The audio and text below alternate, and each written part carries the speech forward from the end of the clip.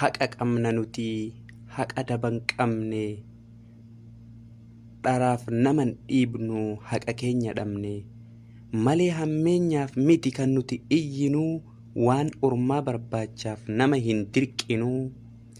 keenyaaf xixxiin afunyaan nu qabanii hayyuuf goota meeqa kanumaaf hidhanii hayyuuf goota meeqa kanumaaf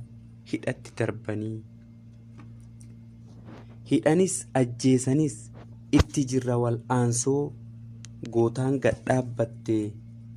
yoomuun cittu qabsoon hanga oromoonni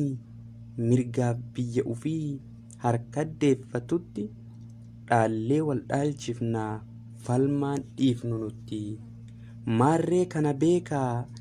diinaaf bitamtoonni walirraa hin cittu qabsoon kalee nu dhaalchise goonni